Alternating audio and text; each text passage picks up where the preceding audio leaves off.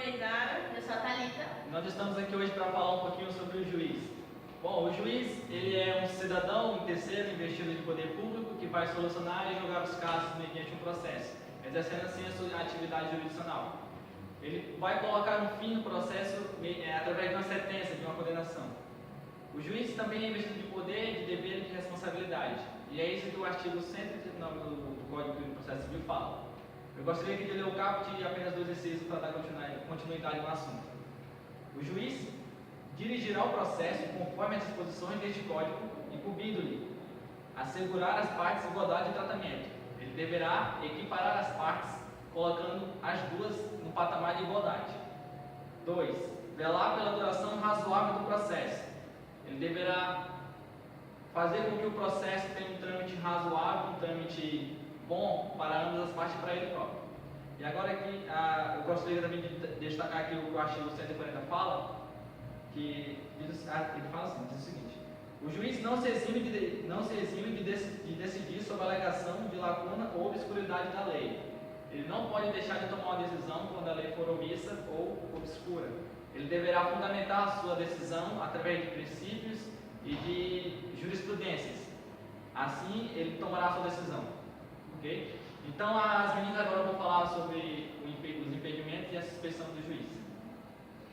No artigo 144 fala que o juiz ele pode ser impedido, ou seja, ele pode ser vedado a sua participação no processo em algumas situações. Vou falar para vocês apenas as situações principais. Lá no inciso 3º fala que quando ele estiver postulando como defensor público, advogado ou membro do Ministério Público, o seu cônjuge, um parente próximo, ou em linha reta ou colateral, sanguíneo, ou também o seu companheiro, que não seja cônjuge, né, que mora junto, as pessoas que estão próximas dele.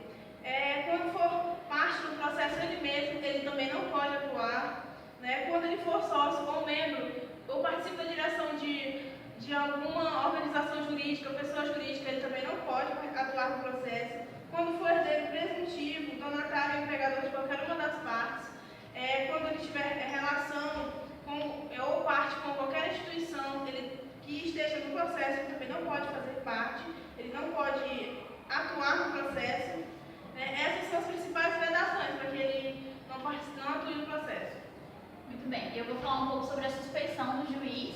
O juiz, assim como qualquer outro cidadão, ele possui vínculos afetivos, familiares, possui vizinhos, colegas de trabalho, pessoas que lhe prestam algum tipo de serviço, então é comum que ele encontre, né, pessoas que ele possa, no futuro, julgar um processo de tais pessoas.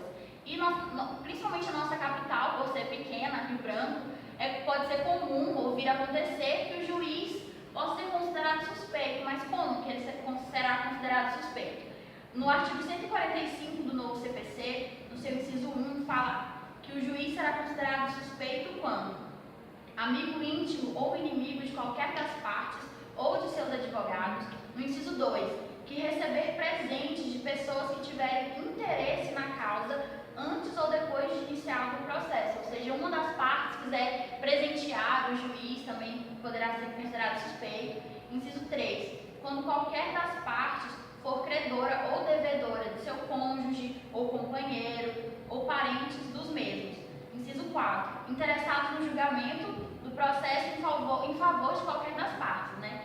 E também é importante falar que no parágrafo 1º, ainda do artigo 145, fala que poderá o juiz declarar-se suspeito por motivo de foro íntimo, sem necessidade de declarar suas razões.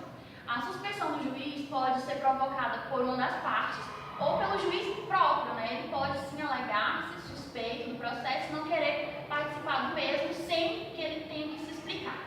E foi alguns comentários que nós propusemos para vocês, e agora vocês vão conferir um vídeo que foi feito com a doutora Zenice Mota Cardoso, que é da primeira vara civil aqui de Rio Branco, onde ela vai fazer alguns comentários e responder algumas perguntas acerca do novo Código de Processo Civil.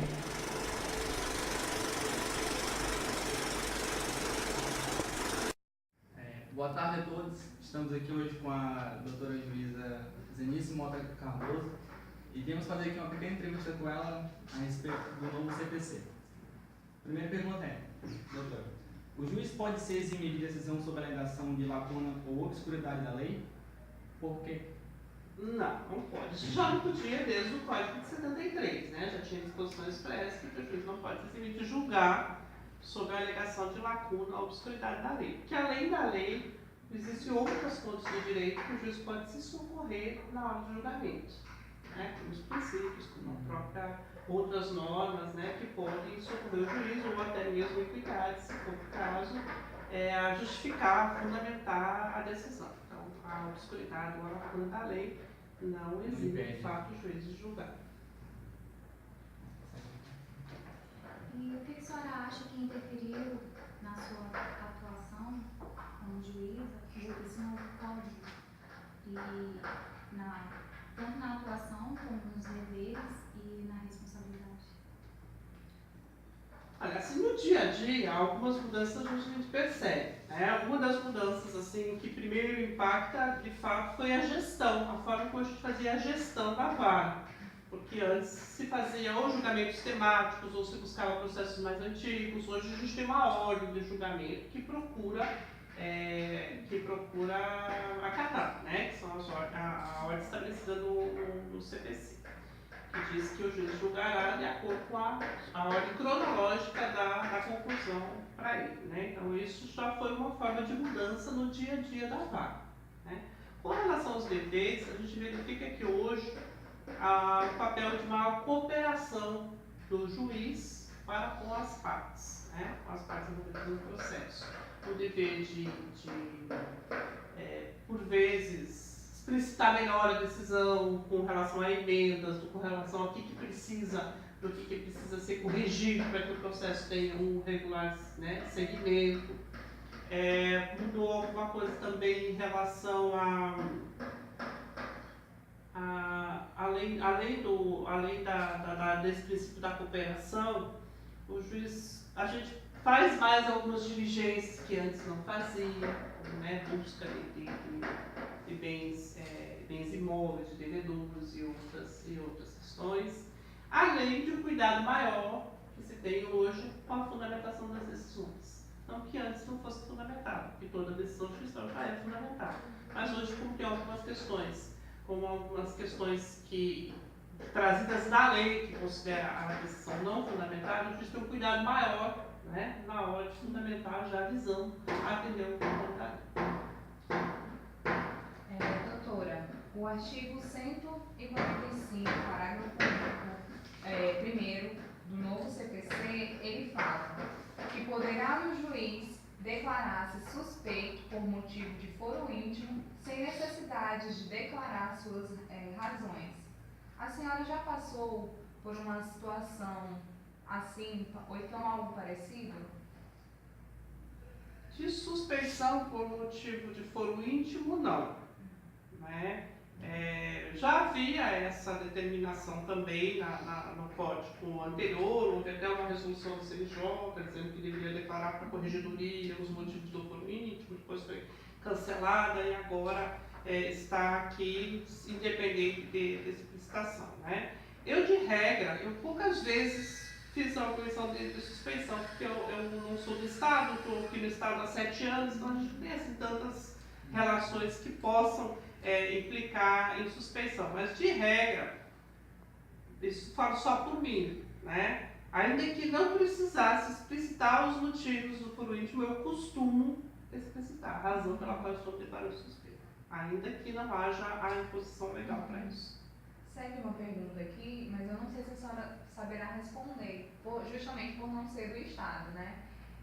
Pelo fato de nossa cidade, né, ser uma capital pequena em relação aos outros, eu queria saber sobre a não imparcialidade do juiz, se ela é comum, se é muito comum aqui por ser uma cidade pequena. Não imparcialidade do juiz. Eu espero que ela seja incomum, né? Que eu penso que o juiz que se sente que é imparcial, ele não pode julgar aquele processo. Ele obrigatoriamente deve se dar para o suspeito.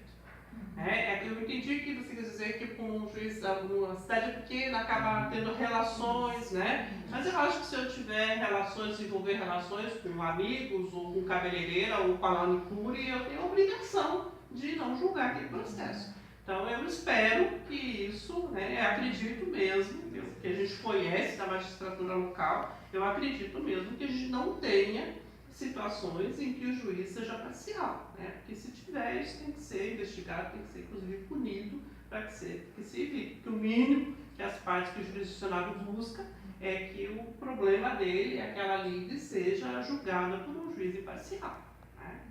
Pelo menos é o que eu imagino que deve acontecer. Com relação ao judiciário, como é que ele está lidando com as mudanças do novo Código de Processo Civil? Com dificuldades, né? O que está sendo mais difícil? A princípio, porque sempre um diploma novo como esse, né, que foi uma alteração pontual da lei, foi uma criação de um novo instituto, conceitos novos, né? Nós, enquanto seres humanos e acadêmicos, desde que estamos da faculdade, estamos acostumados a lidar com uma sistemática processual de 73. Né? Então, até que a gente se habitue com a nova sistemática, que é muito diferente, né? Vai um tempo. Então, acho que essa dificuldade inicial é comum e vai acontecer aí nos primeiros anos. Né? A outra dificuldade é que, normalmente, nas dúvidas que se tem, ou você se socorre à jurisprudência. Né? Hoje nós não temos jurisprudência. Nós estamos experimentando entendimentos com base na pouca doutrina que se tem e para saber exatamente o que é que vai acontecer no futuro. Né? Mas eu acho que faz parte, né? Com o tempo as coisas se assentam e daqui a pouco começam a surgir, né, as primeiras linhas aí que realmente vão se firmar no novo código. Mas é um desafio muito salutar. Né? Eu vejo o novo Código de Processo Civil com bons olhos. Né? Não sei, me parece que a maioria da magistratura talvez não veja dessa maneira, mas eu estou assim, muito encantada com alguns institutos que estão ali. Né? Muitas coisas a gente já vinha fazendo pela jurisprudência, ela foi só positivada, né? E outras coisas realmente são inovações que me parece que vieram para melhorar o contraditório, para melhorar o nível de eficiência, né, dos julgamentos. Acaba trazendo o novo Código de Processo Civil mais celeridade para o processo? Na minha opinião, não.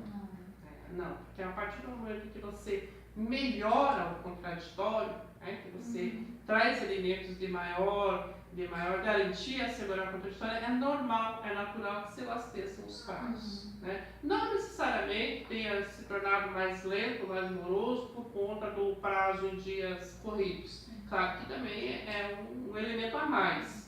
Mas só o fato de se elastecer mais o contraditório, de que as teses tenham que ser debatidas, o que a gente não tinha antes, os fatos eram debatidos, hoje as teses também têm que ser debatidas, isso já aumenta um pouco em termos de prazo. Mas eu acho que, de um modo geral, a justiça está correndo atrás de ser mais efetiva, de ser mais séria, porque essa é a maior queixa da sociedade, né? Então, mesmo dentro desse elastecimento e contraditório que temos no novo CPC, eu acho que não teremos assim, uma perda de eficiência do ponto de vista de tempo, de duração do processo. Ok, nós agradecemos então pela sua disponibilidade. Tá certo. Ele vai ter que dar um trâmite de forma assim mais rápida para que o processo venha ter um fim melhor e mais rápido e assim poderá... Ô, Rony, para de ficar Desculpa, fazendo, foi sem querer. tá fazendo muita Mas coisa. foi ela que riu. Não, não ri não, tu riu. Ele faz o que tu fez, só aperta aí e vai pra lá. Ele de costas. Porque... Meu nome é Joaquim. Eu sou a Idara. Não, Idara. Eu sou a Idara. Porra. Meu nome é Joaquim. Meu nome é Idara. Que foi que eu não consegui. Ele já Não, vai. Ei, eu baixo.